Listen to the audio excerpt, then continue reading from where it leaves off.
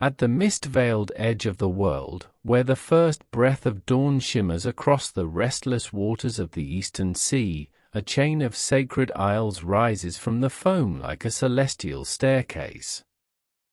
Here begins the story of a land born of fire and water, where mountains dream in silence and spirits whisper through the cedar trees.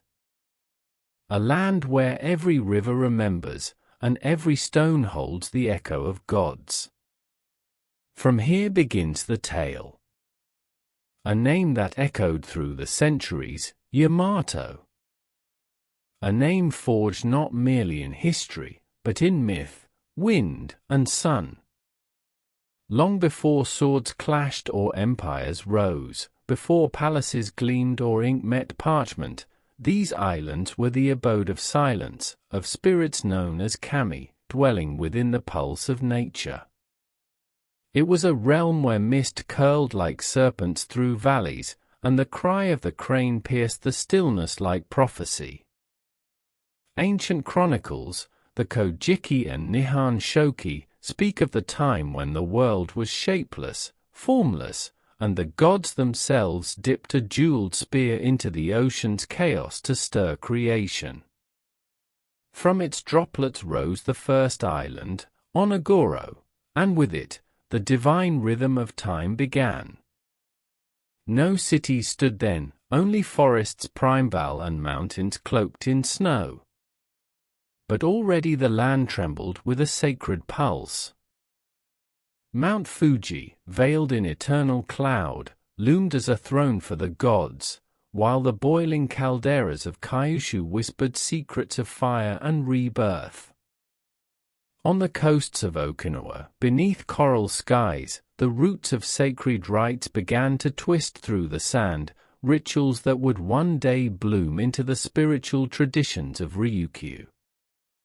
And in the verdant heart of Honshu, nameless tribes raised altars of stone, carving into granite the first symbols of a faith older than memory. From the brilliance of the rising sun, the goddess Amaterasu stepped forth, cloaked in radiance, bearing within her the seed of emperors.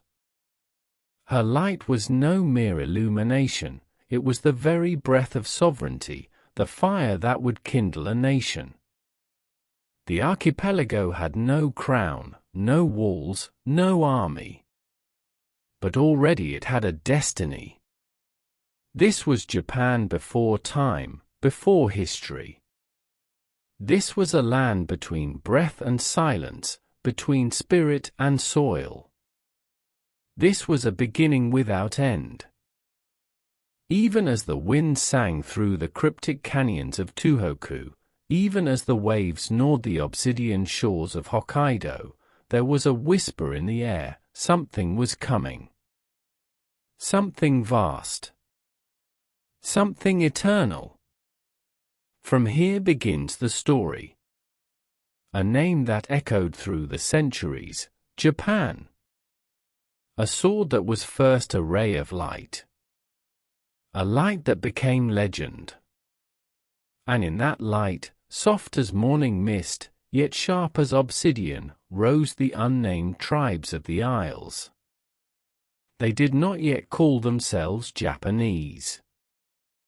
They had no emperors, no cities carved from stone.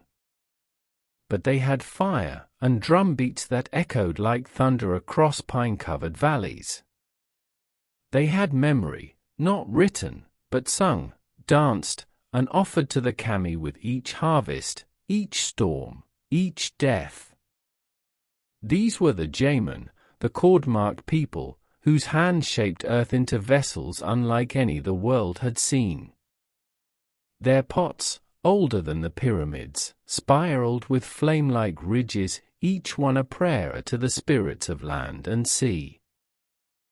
They lived by rivers, in forests, on shores where the moon silvered the tide. Their tools were bone, their wisdom unspoken. But in their stillness was power, a harmony with the land that no sword would ever conquer. And to the north, amid the snow-heavy woods and volcanic cliffs, the ancestors of the Ainu whispered their own stories to the wind. They spoke of bears who were gods, of salmon who carried messages from the underworld, of mountains who wept and laughed. Clad in bark fiber robes, their hunters moved like shadows beneath the branches, unseen yet ever present. To them, the land was not a possession, it was a living being, a vast spirit whose breath stirred the leaves. Between these ancient peoples, separated by water and forest, a silent destiny stirred. The land itself seemed forged for myth, a place of contradictions. Snow and steam. Earthquake and silence. Cherry blossom and ash. A place where the sky could weep for days, only to blaze with unfiltered sunlight in a single heartbeat. Here, on these islands, time moved like tide, not forward, but in cycles. Every return of spring was a rebirth. Every sunset, a funeral. And the gods watched. Not from far above, but from the trees. From the lakes. From the thunderheads that rolled in from the sea. They were not distant architects, they were present, intimate, often fierce. A kami could bless a field or break a family. Sacredness was not separate from the world, it was the world. That is why, even before temples, there were torii. Even before priests, there were stones bound in rope. Even before scriptures, there were silences that only the heart could translate. In this land of divine immanence, the people did not ask for dominion. They asked for balance. And in return, the land gave them identity, not as rulers, but as keepers of the sacred rhythm. But winds were shifting. New peoples arrived from the continent, bringing rice and bronze, bringing new words, new shapes, new beliefs. With them came iron. With them came conquest. And the old ways would be challenged, not ended, but folded into something new. Into something greater. The age of spirits was not ending. It was evolving. And in the distant hills of Yamato, a throne of earth and sky waited to be claimed. The land of Yamato, cradled by mountains, kissed by rivers, began to whisper louder than the others. There, amid mist-drenched plains and cedar-thick ridges, a gathering took shape. Not of warriors, but of Kunii clans, each holding fragments of divine memory and ancestral pride. They bore no flags, no writs of law. What united them was the land, and the sky above it. Among these rising lineages, one claimed descent from the sun itself. The Amatsukami, they said, the heavenly kami, had chosen their blood. They spoke not of conquest, but of harmony, of uniting the fractured world beneath a single banner woven from light. Their banner would not yet be seen. Their voices would not yet be heard across seas. But already, the trees knew. Already, the crows circled differently. Already, fate stirred. It was in Yamato that myth and flesh began to braid together, and the sun goddess Amaterasu no longer remained a distant tale. Her grandson, Ninja no Mikoto, descended, bearing with him three gifts, the mirror, the jewel, and the sword. Symbols of truth, compassion, and strength. These were not tools of war. They were the promise of rule in harmony with the spirits. From that descent, the emperors would trace their line. and though centuries would pass before their authority reached every island and inlet, the seed was planted. What began as fire in the clouds became ember in the blood of men. But the world did not wait in silence. To the west, in the green deltas of the Yangtze and the bronze-laced hills of Korea, change surged like floodwaters. New technologies were born. New conflicts erupted. And across narrow seas, these waves of transformation reached the shores of Japan. Boats arrived, long, curved, hewn from forest giants, carrying not invaders, but farmers, traders, metalworkers. With them came rice, wet and golden, whispering of surplus and power. With them came writing, still foreign, still tentative, but etched with the memory of civilization. And with them came new gods. Not to replace the old, but to mingle and merge, as only Japan allows. The kami did not fall when foreign winds blew. They shifted, absorbed, transformed, becoming stronger through inclusion, not exclusion. That was the first sign of the pattern that would define the islands forever, adaptation without erasure. The spirit still ruled the mountains. But now, kings would rise in the valleys. And so the land began to pulse with dual hearts. In the forests of Kyushu, warriors painted their faces and raised bronze mirrors to the dawn, calling upon spirits of war and harvest. In the reed-woven villages of Izumo, priests chanted to serpentine gods of the underworld, asking not for victory, but for balance. And in Yamato, visionaries shaped mounds of earth, kofun, colossal tombs that stretched like sleeping dragons across the hills, declaring, in silence, that the age of mortality had grown majestic. These tumuli, lined with haniwa, terracotta guardians, did not speak. But they watched. Their gaze was eternal. Their silence, louder than prophecy. What rose in this age was not yet a nation. Not yet an empire. But it was no longer a collection of wandering tribes. The lines were forming. The names were taking shape. The gods had already chosen their emissaries. And the people, whether they knew it or not, were already walking the path. Through fire and ritual. Through stone and blood. Through rice field and battlefield. The spirit of Japan, Nihon no Tamashii, was awakening. It would not always be united. It would not always be just. But it would endure. Like cedar under snow. Like ember under ash. This, then, is the dawn before history. This is the silence before the war drum. The hush before the emperor's name is spoken. And from these islands of mist and stone would rise a people who bow to the wind, but break no more than the mountain it touches. Long before the name Japan danced on the lips of diplomats or found ink in scrolls, the land itself was ancient, older than language, older than war.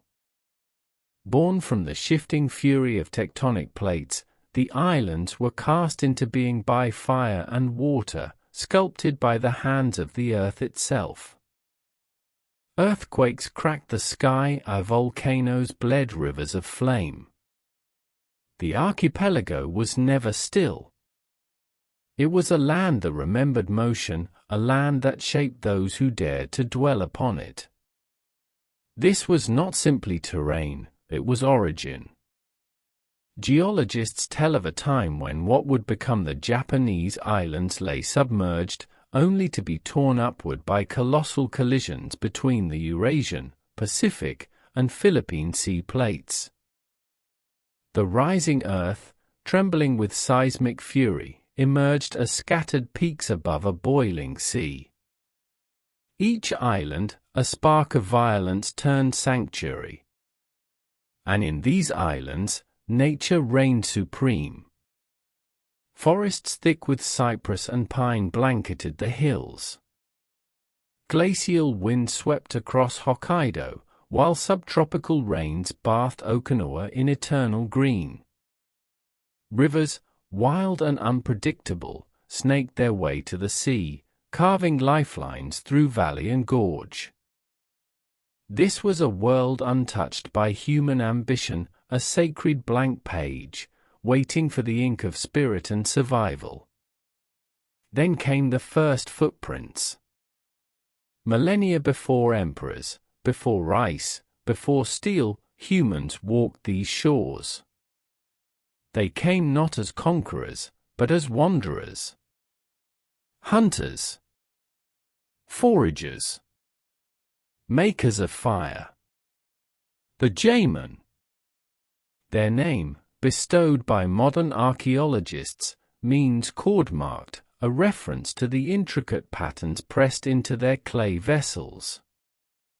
But these people were more than potters. They were seers of nature, dwellers in deep harmony with the rhythms of the world around them. From as early as 14,000 BCE, they inhabited these islands, building circular villages of pit dwellings, crafting tools of stone and bone, weaving clothing from bark, and singing their dead into the soil. They hunted deer, boar, and bear. They fished rivers and coasts. They gathered chestnuts, roots, and wild grains. And all the while, they looked to the mountains and stars, not with questions, but with awe. Their pottery, some of the oldest in human history, was not merely utilitarian. It was ceremonial, ornate, spiraling with fire, crested with flame-like ridges, as if to remind the gods, we, too, can shape the world. The Jaimin did not build temples of stone. They had no need. The entire land was sacred. Caves became shrines. Groves became sanctuaries. Seashell mounds, rising like low altars, marked places of memory and offering. The people of the cord-patterned age buried their dead with care and reverence, placing ornaments beside the bodies, shell necklaces, stone tools, figurines shaped with strange, otherworldly eyes. These figures, remain mysteries even now. Some squat in solemn meditation, others seem mid-transformation, arms stretched, eyes wide, bodies adorned with symbols no living tongue remembers. Perhaps they were charms of healing. Perhaps they were protectors.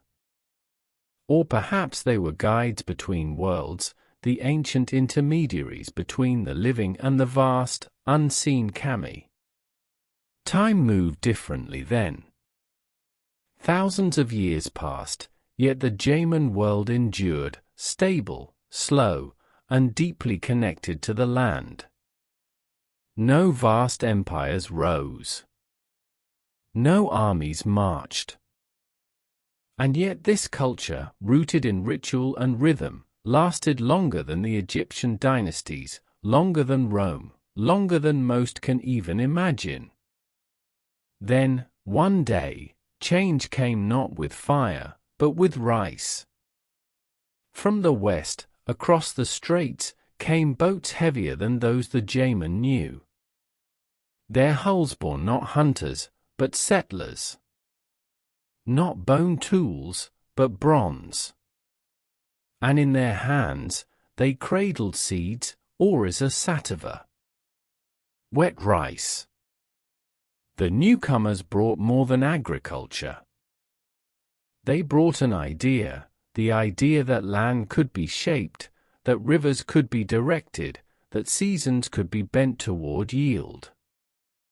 They came from the lands of the Yangtze and beyond, and their arrival marks the beginning of what would be called the Yayoi period.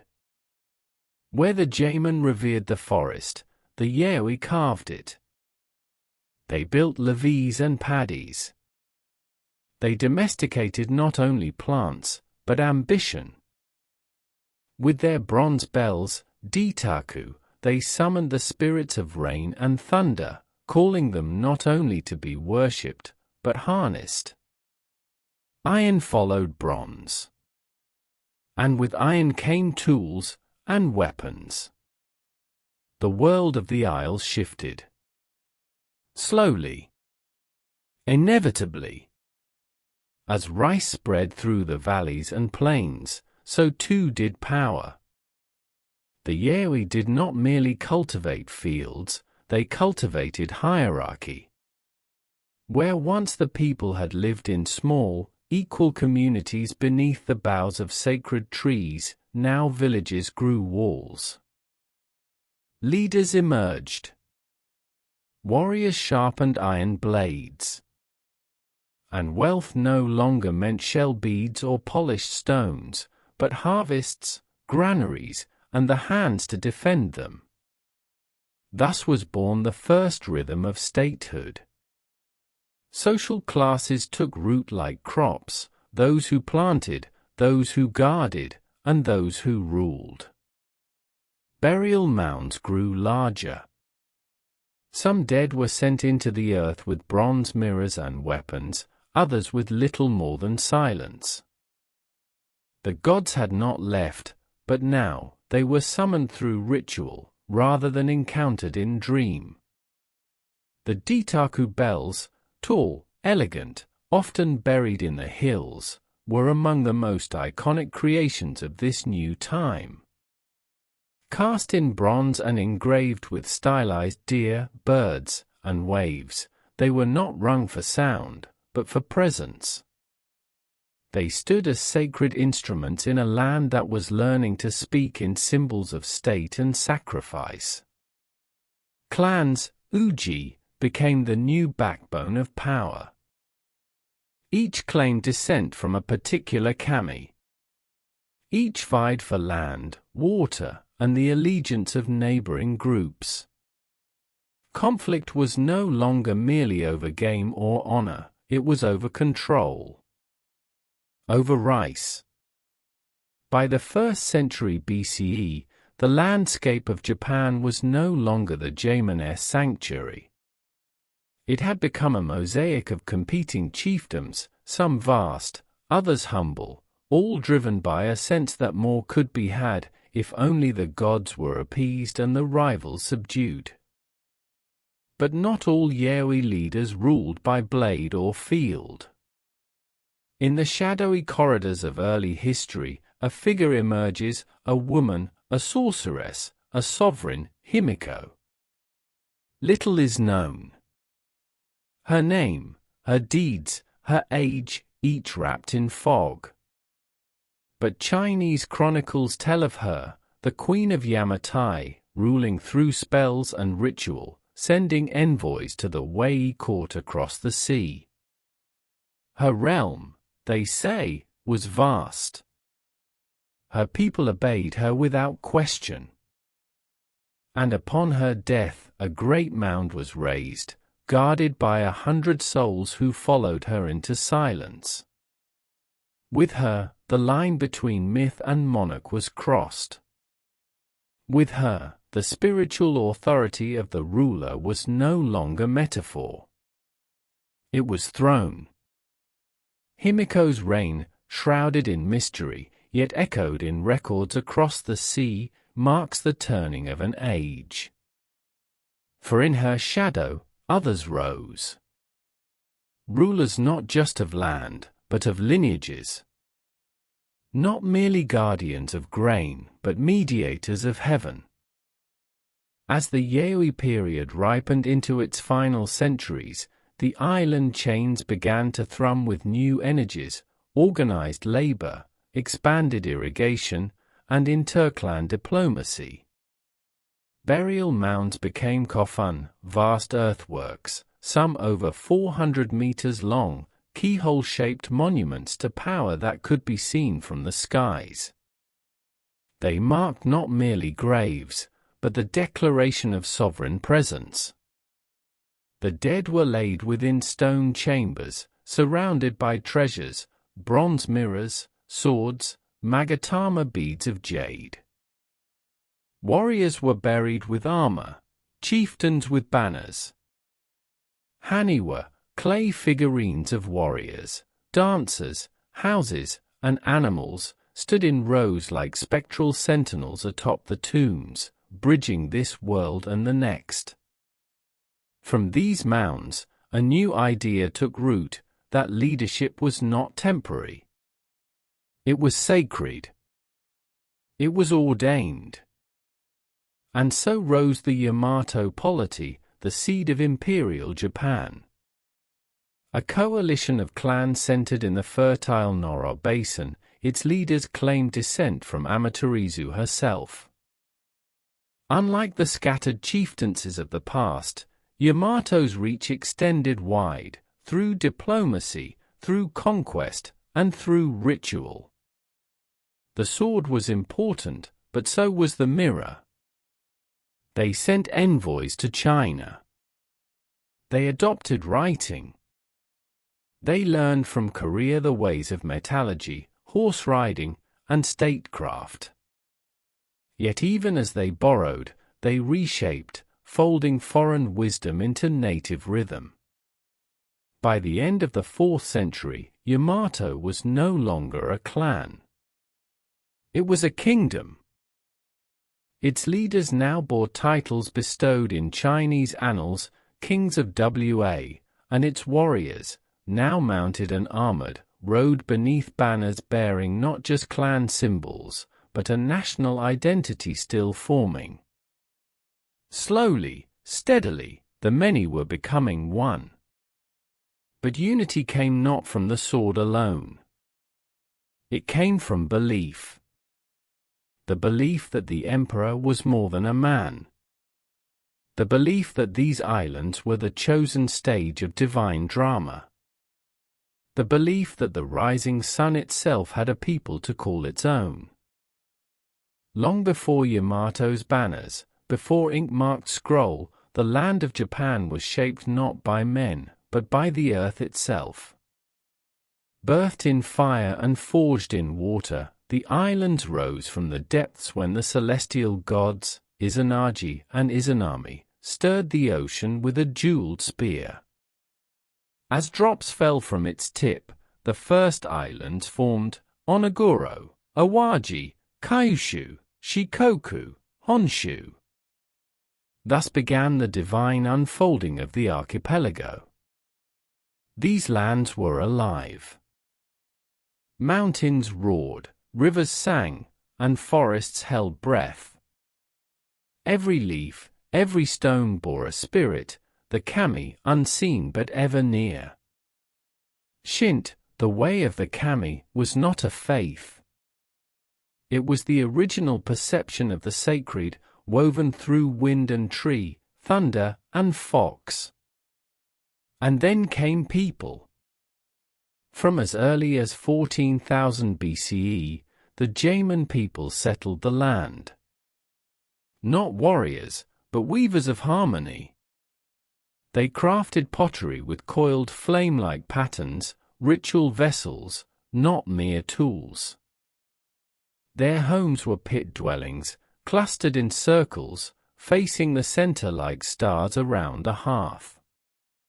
They honored the spirits in bone, in clay, in silence. They hunted, gathered, and remembered. The dog, small figurines with immense eyes, sat on altars and in graves.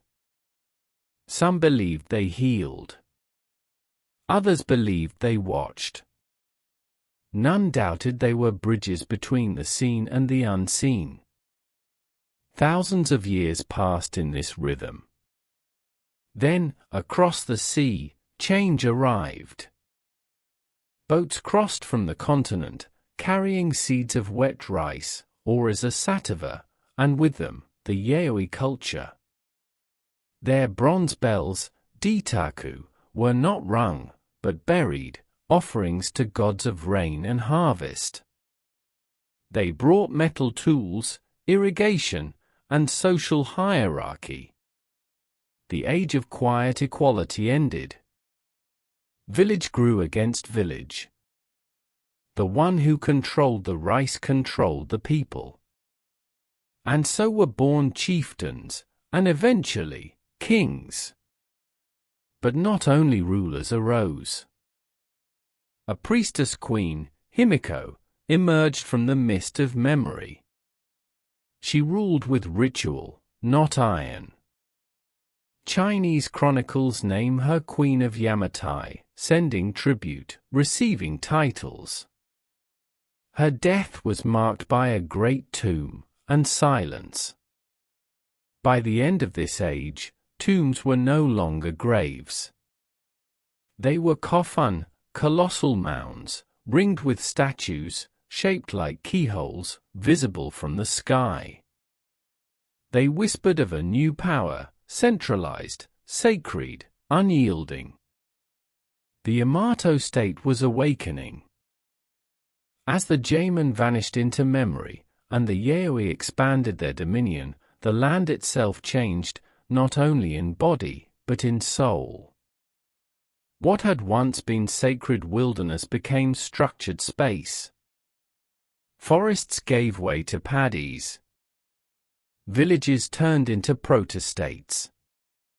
And beneath it all, belief persisted, but it adapted. The kami were not abandoned. They were joined. From Korea and China came more than tools. They brought cosmic order, bureaucracy, and the bones of written thought. The early Yamato chieftains saw in these foreign gifts a mirror of their own authority, something older than the sword, divine legitimacy. And so, from the chaos of clans rose a central name, Yamato. The imperial clan, claiming descent from Amaterasu herself, began to shape not just land, but history. Their court was no longer merely tribal, it was celestial. They raised shrines, held seasonal rites, and began the slow work of uniting the islands, not through blood alone, but through myth. Creation myths became politics. Genealogies became doctrine. The mirror, sword, and Magatama jewel, gifts of the gods, were no longer just sacred objects. They became the imperial regalia, proof that the ruler was no mere mortal, but a vessel of heaven. The tombs grew larger. The haniwa, clay guardians placed upon their grassy slopes, stood in silent ranks, warriors, dancers, animals, homes. They were not decorations. They were sentinels, sealing the spirit realm from corruption. Trade across the sea deepened this transformation. With the kingdoms of Beach and Silla, Yamato exchanged warriors for culture. Iron armor and bronze mirrors came one way, pearls and timber flowed the other. Monks arrived, bearing sutras and statues. And though Buddhism had not yet taken root, its whispers were heard. By the mid-5th century, the Yamato court stood as the first nucleus of national identity. No longer just a land of spirit and soil, but of vision. Of memory. Of a people becoming a nation. By the 5th century, the mists of myth had thinned, and the land no longer dreamed in silence.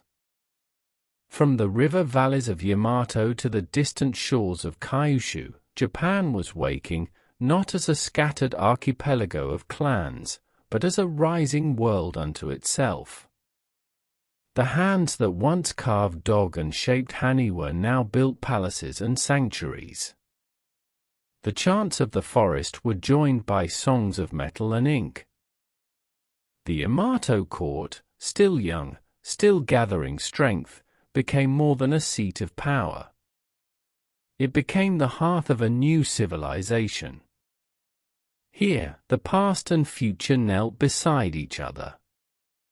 Bronze had given way to iron. Wooden tools were replaced by forged blades.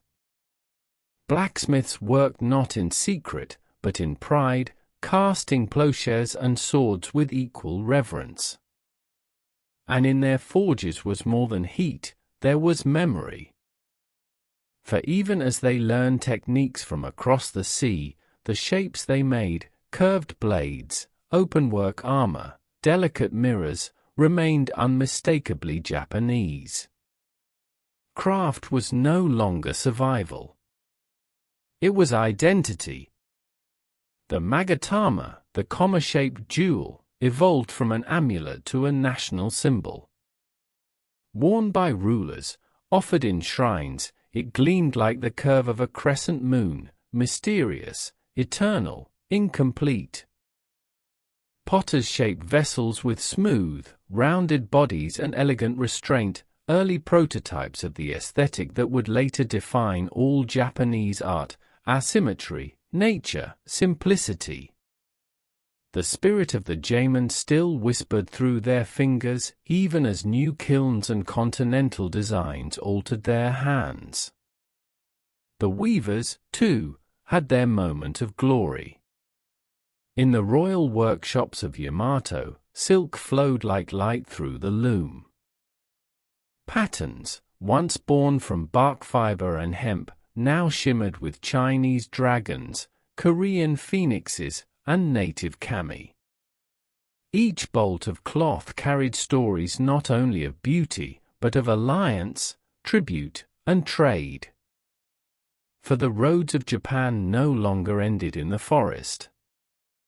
They now reached outward, over waves, through ports, into empires. Through narrow straits and windswept harbors, Japan reached to the world, and the world answered.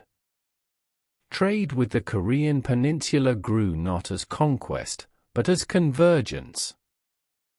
From the kingdoms of beech and Silla came more than iron and horses, they brought scrolls, ideas, beliefs. And among the treasures carried in lacquered chests and bamboo crates came something that would reshape the archipelago's soul: writing. The first characters, kanji, were carved with reverence, copied from Chinese models, but given Japanese breath. These were not mere symbols of bureaucracy. They were doorways. They allowed the court to send tribute, to inscribe laws, to chronicle victories and visions. And slowly, a nation that had once spoken only in voice and song began to whisper in ink. Yet trade brought more than scrolls and steel. Ships arrived laden with bronze mirrors and silk embroidered with the Tao. With swords folded in foreign forges. With bells cast in distant kilns. Japanese envoys brought pearls, raw lacquer, fine timber, and furs in return. Across the waves flowed the pulse of diplomacy, gifts exchanged not as mere goods, but as proof of presence. The Silk Road, though distant, trembled faintly beneath Japanese feet. Even in these early centuries, echoes of India and Persia found their way through Korean gates, figures with curled hair and foreign dress etched on Buddhist statues long before Buddhism officially arrived. Trade was not merely an economic act, it was a sacred invitation to transformation. Within Yamato itself, the imperial court transformed into a hub of cultural refinement. Musicians crafted flutes from bone and bamboo, drawing notes from the wind. Dancers moved in stately arcs, echoing the steps of the gods. Storytellers preserved the lineages of clans and kami alike, shaping the oral roots that would one day bloom into the Kojiki. And above them all, in the shadows of Mount Miwa and the basin of Noro, rose the earliest sacred architecture, shrines of cypress and thatch, unpainted but eternal. These were not monuments of stone, they were breath, built to be renewed, not preserved. Because beauty in Japan was never permanence. It was rhythm. In Yamato, the spirit of the land had not been silenced by politics, it had been woven into them. The sacred shrines of Ise and Izumo, though simple in appearance, stood not as relics but as living conduits between heaven and earth. Their wood darkened with rain, their pillars bound with rope, they breathed with the seasons. Every 20 years, they would be torn down and rebuilt, not out of necessity, but belief. That life itself must be renewed. That divinity must remain fresh, not fossilized. This cycle of impermanence, of death and rebirth, became the rhythm of all Japanese art. It shaped how warriors wore their armor, how nobles folded their robes, how peasants tilled the land. Everything, every song, every tool, every shrine, was both transient and sacred. And yet, for all this reverence of the ephemeral, Yamato was building something enduring. The court now recorded genealogies, tracing bloodlines back to the sun. Clans arranged marriages not by proximity, but by destiny, each union a braid in the long rope of divine right. New titles emerged, new rituals, new symbols of rule. The sword, the mirror, and the magatama were no longer mere heirlooms, they became the imperial regalia, physical proof of heavenly descent. Technology followed belief. Ironworking advanced, weapons grew stronger, plowshares more efficient.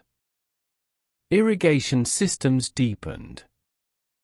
Agriculture expanded. Populations rose. Villages became towns. Roads began to stitch together what had once been wilderness. And always, at the center of this slow-spinning web, Yamato. Not yet an empire, but no longer a chiefdom. A proto-state, infused with myth and guided by ritual. Its influence radiated outward, through diplomacy, through tribute, through the quiet, implacable force of culture. By the end of the 5th century, the world no longer looked upon the islands of Wa with ignorance. They were no longer a nameless land beyond the horizon. They were a people with gods, with kings, with writing, with war. The rising sun had found its voice. Beneath the calm surface of the Yamato court, beneath the banners and rituals and bronze-polished mirrors, moved the great engine of society, silent, layered, and sacred. Ancient Japan did not shout its hierarchy. It wore it like silk, soft in texture, intricate in pattern, impossible to untangle. At the summit stood the Ten, the emperor. Not a conqueror, but a bridge. His bloodline, sanctified by the sun goddess Amaterasu, was not merely royal, it was divine. His gaze was not that of a ruler, but of a medium.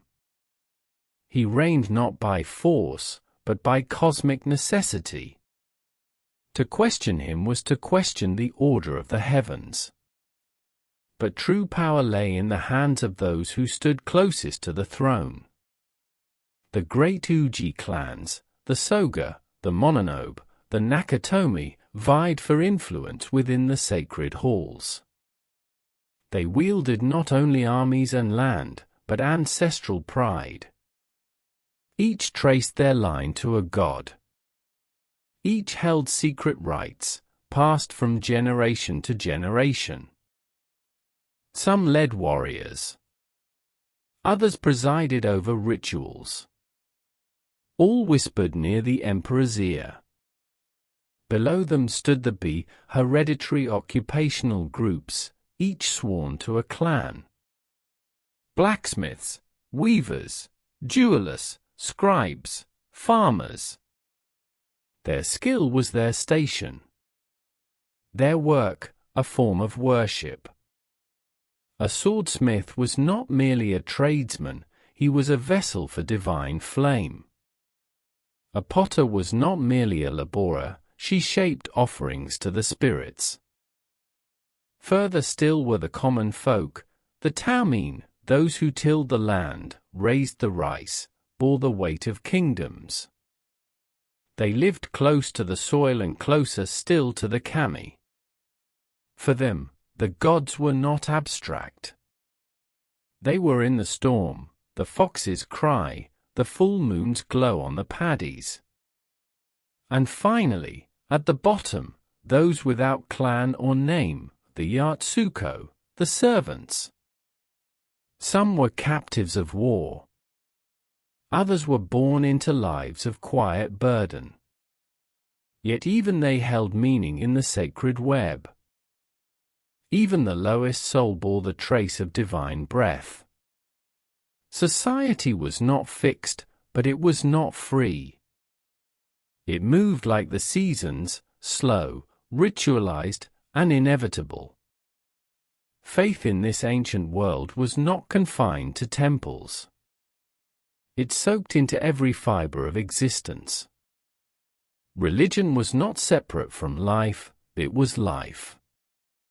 This was the age of kami, spirits not distant or judgmental, but immediate, omnipresent. They lived in waterfalls, in lightning, in the curl of a plum blossom. Some were ancestors. Some were beasts. Some were ideas. But all were sacred. All demanded respect. The early religion we now call Shinto was never codified into dogma. It had no prophet, no holy book. Its truths were sung, danced, and offered. Its power flowed through ritual, through purification, through offerings of rice, cloth, and sake laid gently at the base of a tree or the foot of a stone. Shrines rose where the sacred revealed itself. There were no idols, no altars in the foreign sense. Instead, a space was marked, cordoned with straw rope, shimenawa, guarded by torii gates that signaled, here begins the presence of the divine. Priests and priestesses, drawn from the noble clans, became the caretakers of these unseen currents. They fasted before ceremonies. They wore white, the color of purity. And their purpose was not to command the gods, but to invite them, to create a space where the world might once again breathe in rhythm with the sacred. Among the most powerful of these rituals was the Daijisai, the great food offering. Performed once per emperor, it was not a feast of grandeur, but of intimacy. In silence, the emperor would offer the first rice of his reign to Amaterasu, alone in a darkened shrine. He would eat from the same grains. And in doing so, his humanity was united with the divine, ensuring the world's order. Faith was not only a matter of ceremony. It was a matter of architecture, of language, of behavior. Taboo was not simply politeness, it was acknowledgement of the spirit in another. To cleanse one's hands before entering a shrine was not hygiene, it was metaphysical renewal. Even war bore spiritual weight. Before a battle, warriors sought omens, birds in flight, cracks in turtle shells, the voice of wind through bamboo. If the signs were bad, the sword stayed sheathed. If they were good, the arrow flew with divine sanction. This, then, was Yamato society, not merely ruled, but infused.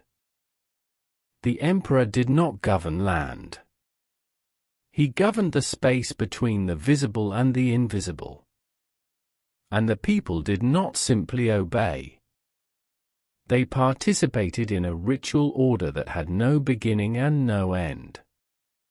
Amid this ordered world of lineage and liturgy, death too was not an end, but a transformation. To die was to return. Ancestors were not gone. They lingered, watched, whispered. Every home, no matter how poor, kept a space for the dead. A tablet, a name, a bowl of rice. The flame flickered not just for remembrance, but for presence. Whole villages would gather to chant and feast in honor of those who had passed. Not in mourning, but in rhythm. The Bon festivals, early forms of what would later blossom into elaborate summer rituals, began as simple calls, songs sung to guide spirits home. Lanterns floated down rivers like stars drifting back to the beyond. The clan tombs, vast coffin, were not just burial mounds. They were earthbound constellations, mapping power across terrain. From above, their shapes could be read like scripture. The living walked the perimeters not in fear, but in reverence. They were places to remember who ruled, and why. And through all this structure, a quiet revolution stirred. New ideas arrived, not to destroy the old, but to challenge its silence. From beach and beyond, Buddhist scrolls and statues began to cross the sea. At first, the court hesitated. The old spirits might be angered. The sacred balance disturbed. But the promise of Buddhism, order, compassion, enlightenment, offered something the Yamato world had never claimed before: escape from the cycle. Some clans resisted. Others embraced. The Soga, ambitious and far-seeing, were among the first to welcome the new faith. They built temples, invited monks, whispered of an empire not only ruled, but saved. With each imported sutra, a seed was planted, not only of religion, but of political change. Faith was about to evolve. The kami would remain. The shrines would still sing. But Japan, by the end of the 5th century, stood at a threshold. Its society no longer merely reflected the sacred. It was preparing to sculpt it. The age of ritual had not passed. But now, it wore armor. By the close of the 4th century and into the 5th, Yamato was no longer a court of quiet rites and sacred lineage. It had become a realm of ambition, where power was not only inherited, but earned through conquest. The rice field still shimmered in the sun. The shrine still smoked with offerings. But now, across the hills and river valleys, iron clashed with iron. Politics became war. And war became sacred. The Uji clans, once bound by shared ceremony, now drew lines in blood. Honor demanded vengeance. territory demanded defense. An ideology, whether of old Kami or new Buddha, became both shield and sword. No battle was fought without divine witness. But neither was any victory granted without strategy, deception, and cold steel. The Soga, masters of diplomacy and foreign alliance, grew strong through their embrace of the continent, adopting writing, Buddhist symbology, and alliances with Korea. The Mononobe, staunch defenders of native gods and military supremacy, saw this as betrayal. Beneath their banners, thunder rolled. Beneath the Sogas, silk flowed, but so did daggers. Tensions festered in court, beneath polished floors and beneath formal smiles. Outside the capital, chieftains resisted Yamato's expansion. In the east, in the north, in the wild frontiers, clans still followed their own customs, their own gods. Yamato sent armies. Sometimes they conquered. Sometimes they burned. This was not yet an empire, but it was a machine of dominance, its gears turning through tribute, alliance, and force. Warriors rose, not faceless soldiers, but named champions. Lords of cavalry. Masters of bow and sword. Their loyalty was to the clan, not the court. And each hoped, perhaps secretly, that one day their bloodline might rise above all others. And in the south, across the sea, the Korean peninsula burned with its own wars. Beach, Silla, and Goguryeo clashed in endless cycles. Japan sent troops. Sometimes in aid, sometimes in ambition. The lines between ally and opportunist blurred. The sea was no longer a barrier. It was a battlefield. Each campaign carved the Yamato name deeper into the bones of the islands. But it was not mere steel that secured the realm, it was order, and those who knew how to wield it.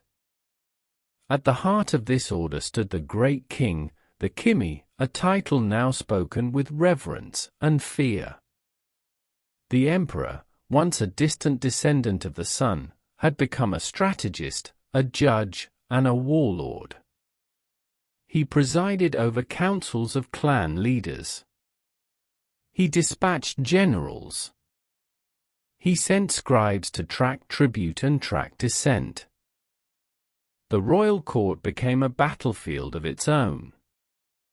Behind every alliance stood 3 betrayals.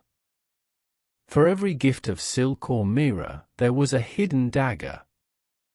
And beneath the lacquered calm of Yamato etiquette simmered a rising current of intrigue, of succession struggles, of assassinations, of rituals turned into spectacles of power. The great Kofun tombs, once humble mounds, now sprawled like conquered cities, some guarded by moats, by soldiers, by stone sentinels. Each one proclaimed a victory. A warning. A legacy. But even the greatest lords could not outpace time. The 5th century saw internal consolidation, a tightening of Yamato authority over central Japan. Local chieftains were made subordinates. Their lands were renamed, their loyalties rewritten in scrolls rather than swords. In many cases, force was unnecessary. The power of Yamato, its divine myth, its access to foreign luxuries, its aura of inevitability, was a weapon more effective than any spear. Yet beyond the mountains, beyond the sea, danger still loomed.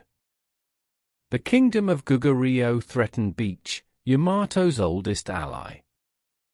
The court dispatched troops, archers, horsemen, strategists, hoping to sway the war. But every overseas venture strained the homeland. Soldiers fell. Supplies ran dry.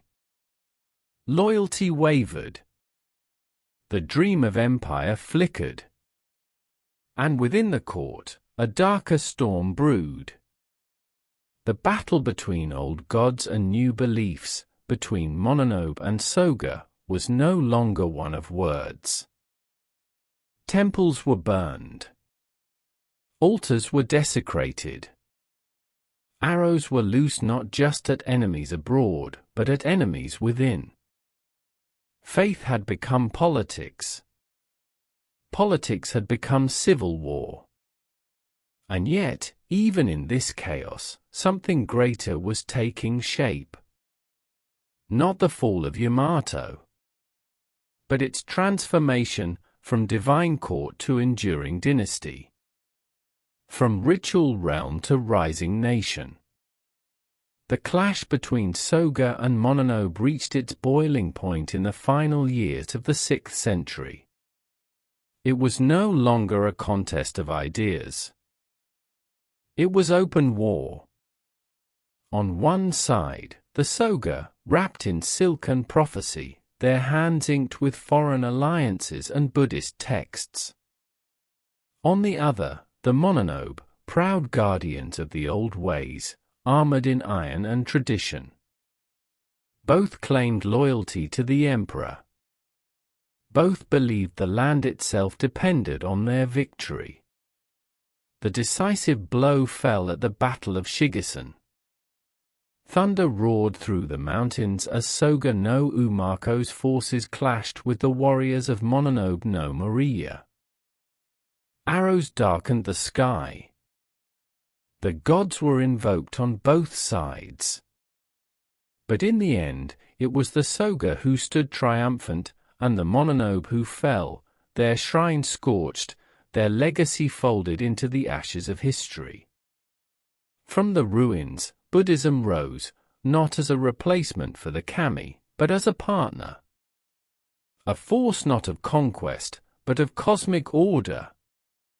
Temples now stood alongside shrines. Monks now whispered sutras beside the songs of ancestors. And the Yamato court, now more powerful than ever, claimed not only the divine right of rule, but the spiritual guidance of civilization. It was in this crucible of war and wisdom that the next great era would emerge. The Kafun period was ending. But something new stirred in the shadows of the stone tombs. A prince was born who would wield brush and bell with the same mastery as a blade. A leader who would write the first constitution. Who would build the first great temples of faith. Who would bind heaven and earth beneath a law of harmony. But that is another tale. For now, the sword had done its work. The throne was secure. The gods had been tested and endured. The winds of Yamato now blew not from chaos, but from unity. The rising sun did not merely shine. It commanded. By the 5th century, the land was no longer just sacred, it was contested. The Yamato court, once a spiritual center, had become a seat of dominion. Where once power whispered through ritual and rice, now it roared through alliances, armies, and war. Clans that once worshipped together now drew blades over inheritance, ideology, and faith. At the court's heart, the Kimi, the great king, was no longer simply a divine descendant, but a tactician and sovereign. He oversaw not only rites and offerings but the movements of troops, the tribute of vassals, and the fate of rivals. The Uji clans, bound by blood and oath, began to fracture. Two great powers emerged from the shadows, the Mononobe, defenders of ancient kami and militant tradition, and the Soga, champions of foreign knowledge, Buddhist thought, and continental sophistication. Their struggle became the soul of Yamato's politics. The Mononobe opposed the rising tide of Buddhism, seeing it as a foreign threat to Japan's spiritual order. The Soga embraced it, believing its doctrine and structure could strengthen imperial authority and the state. Temples were raised, then burned. Icons were blessed, then shattered. Ritual became battle. Belief became sword. Outside the capital, the Yamato court expanded its influence through both diplomacy and violence. In the Kant Plains and northern mountains, local warlords were subdued or enticed into fealty. The Yamato sent envoys to China, seeking recognition as a civilized kingdom, while dispatching troops to Korea, hoping to support allies and assert its name abroad. But these wars were costly. Victories brought glory, but also famine, fatigue, and resistance. The unity of Yamato was always fragile, a mosaic of force and faith. And within the court, the Soga and Mononobe feud grew bloody. The climax came at Shigasen, where Soga no Umako's forces met Mononobe no Moriya in open war. It was not a mere clash of clans, it was a turning point in Japan's history. The Soga triumphed. The Mononobe were destroyed. And with their fall, Buddhism took root. The sword, once wielded to protect tradition, had now cleared the path for transformation. From the ashes of clan war, the central authority of the Yamato court emerged stronger. The emperor's divinity was no longer merely myth, it was political necessity. Buddhist temples began to rise alongside Shinto shrines. The ancient kami were not discarded, but absorbed, transformed, made part of a new cosmic order. The state began to see itself not just as a land of gods, but as a guardian of cosmic balance. Politics became ideology. War became destiny. With the Mononobe clan extinguished and Soga no Umako in ascendance, Yamato stood at a new threshold. The battlefield no longer rang with arrows and steel alone, it now echoed with policy, succession, and the slow turn of bureaucratic power. From this crucible, the foundations of Japan's first true state began to solidify. The Soga clan placed their own blood close to the imperial line. Royal marriages became weapons sharper than swords, binding emperors to their will. They introduced new institutions, record-keeping, rank systems, taxation, all drawn from the models of the Chinese dynasties. For the first time, the Yamato court considered itself part of the greater world of East Asia, not merely a sacred island realm, but a kingdom among kingdoms. And yet, power remained delicate. The emperor's role was still partly mystical, cloaked in ritual. But now, administration began to crystallize. Officials were chosen not only for clan lineage but for literacy.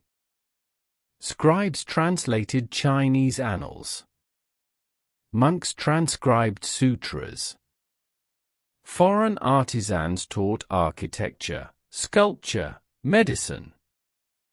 Temples like Asukadera began to rise, erected in symmetry, filled with bronze Buddhas, guarded not by Haniwa, but by metaphysical doctrine. And even as Buddhism expanded, kami worship remained unbroken. The two streams, foreign and native, Buddhist and Shinto, did not war. They interwove. The imperial house embraced both, Kami for heritage, Buddha for governance. The emperor now ruled not only by sun-born blood but by karmic virtue. Meanwhile, coffin construction reached its zenith. Tombs grew grander, some rivaling the size of the Egyptian pyramids. They were not only resting places but manifestos. Their keyhole shapes cut through forest and field, declaring, "Here lies one whose authority touched gods and men alike." Yet even as Yamato consolidated power, the age of clan warfare had left scars. The lesson was clear: only unity, spiritual, political, and military, could preserve the throne. Soon, a prince would rise from this world. A visionary. A monk warrior. A ruler with a pen in one hand and dharma in the other. But that was still to come. For now, Yamato's sword was sheathed, but never forgotten. Its legacy would echo in lore, in lineage, in every ritual that followed. And Yamato, sword in one hand, sutra in the other, was reborn. Long after the fires of war were buried beneath the moss of coffin tombs, the spirit of ancient Japan endured, not as ruins, but as rhythm. The Yamato state had claimed more than land. It had claimed memory. From the Jamanese forest whispers to the Yaoi's iron rhythm, from the sacred drums of Shin to the scroll-bound truths of the Buddha, from Himiko's spells to the swords of emperors, the past became a mirror. Not to reflect, but to reveal. That mirror still stands. You can see it in the torii gates that rise from oceans like red suns emerging from waves. You can hear it in the chime of wind bells beneath wooden eaves, the silence of a shrine at dusk. You can taste it in the first rice of harvest, offered before consumed. You can feel it in the bow before the blade is drawn. In the pause before the ink touches scroll. The legacy of ancient Japan is not in what was destroyed. It is in what was preserved. The tombs of the coffin period still dot the landscape, vast and silent, guardians of names half lost to time, yet never fully erased. Within their chambers lie swords that never rusted, mirrors that never dulled, jewels that still gleam with celestial curve. The imperial regalia, still guarded today, trace their line back to those mythic gifts of Amaterasu. The sun goddess is not myth, she is continuity. The emperor is not merely ruler, he is reminder. Even the language bears the weight of the past. Even the gods still walk the land, not distant, but immanent. Not omnipotent, but present. And so, too, does the rhythm of wabi-sabi, the beauty of imperfection, the sacredness of the fleeting, bloom from this ancient soil.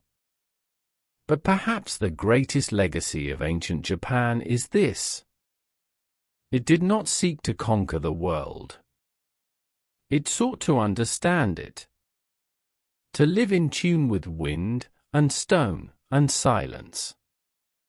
Even today, in a world of glass towers and electric noise, the breath of Yamato can still be heard, if one listens.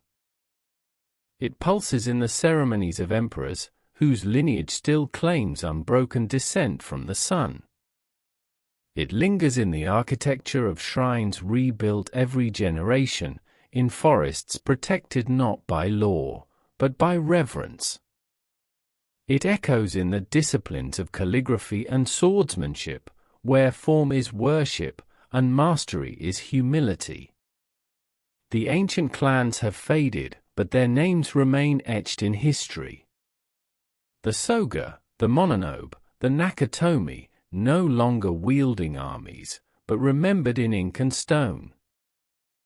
Himiko's name, once nearly lost, is now spoken again, in classrooms, in rituals, in the quiet dreams of poets.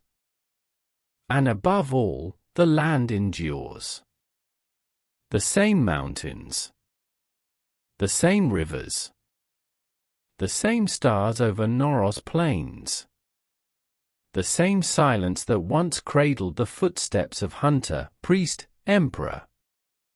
Ancient Japan was not the beginning of time. But it was the beginning of a story, one that never sought to dominate, only to harmonize. A story told in seasons, in rituals, in symbols. A story where gods walked with men, where soil was sacred, where memory was breath.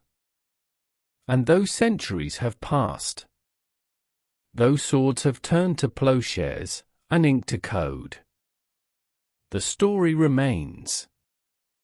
Not frozen, not faded, but alive.